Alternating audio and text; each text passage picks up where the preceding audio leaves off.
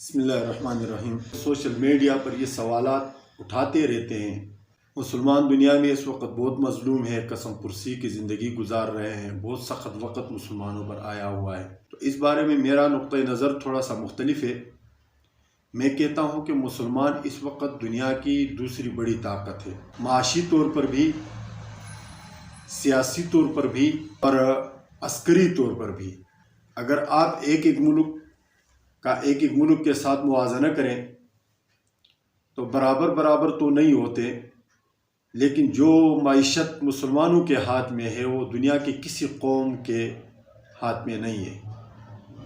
اس طرح سیاسی جو طاقت اور پاور مسلمانوں کے پاس ہے، اسی طرح دنیا کے کسی بھی مذہب کے پاس نہیں ہے۔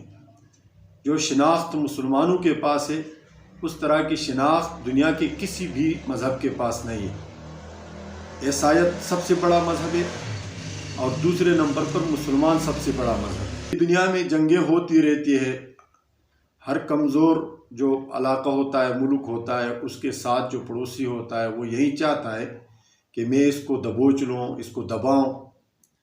لیکن مسلمانوں کو اللہ رب العزت نے یہ خصوصیت دی ہوئی ہے کہ یہ کم ہو، کمزور ہو یا جس حالت میں بھی ہو، یہ دبتے نہیں ہیں۔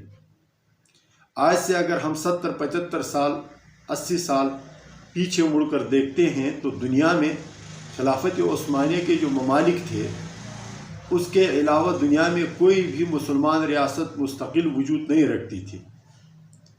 اس صدی میں مسلمانوں نے جو فتوحات حاصل کی ہے، ان فتوحات میں ملک عزیز پاکستان سب سے بڑا مثال ہے۔ تاجکستان ہے، ازبکستان ہے، قازقستان ہے، ترکمانستان ہے، یہ سارے ریاستیں جو رشیا سے آزاد، ان کو مسلمانوں نے دوبارہ حاصل کر لیا ہے۔ یہ عرب کے جتنے ممالک برطانیہ کے قبضے میں گئے تھے، ان کو آزاد کر لیا گیا، مسلمانوں نے ان کو آزاد کیا ہے۔ یہ مسلمانوں کی فتح ہے۔ 18ویں صدی تھی، اس میں انگریزوں نے مسلمانوں کے ان ممالک پر قبضہ کیا تھا اور 19ویں صدی میں مسلمانوں نے واپس چھڑا لیا۔ آج مسلمان دنیا کی سب سے بڑی طاقت ہے۔ ایسا ہرگز نہیں ہے جیسے کہ مسلمان مایوس ہو رہے ہیں کہ ہم سے کچھ نہیں ہوتا، ایسے جنگیں ہوتی رہتی ہے۔ فلسطین پر اسرائیل نے جو فی الحال جو ظلم اور ستم کے پہاڑ ڈھانا شروع کیے ہیں، تو یہ کچھ عرصے کے لیے ہے۔ انشاءاللہ امید یہی ہے کہ اسرائیل مٹ جائے گا، فلسطین اسی طرح زندہ و جاوید ہوگا۔ اور یہ بات میں آپ کو اتنے وثوق کے ساتھ کہہ سکتا ہوں جتنے کے زمانے میں کہ جب دنیا اسلام پر تاتاریوں کا طوفان چھایا ہوا تھا، لیکن مسلمان خطیب اور علماء اپنے خطبوں میں نبی کریم صلی اللہ علیہ وسلم کا وہ بشارتی حدیث سناتے تھے کہ تم ضرور بھی ضرور قسطنطنیہ فتح کرو گے، وہ بہترین لشکر ہوگا اور اس کا جو امیر ہوگا وہ سب سے بہترین امیر ہوگا۔ لوگ ہنستے تھے کہ یہاں تاتاریوں سے جان نہیں چھڑا سکتے، اور یہ دنیا نے وہ منظر بھی دیکھا کہ سلطان محمد فاتح نے قسطنطنیہ فتح کر لیا اور وہ آج اسلامی ملک ترکیہ کا دارالخلافہ ہے۔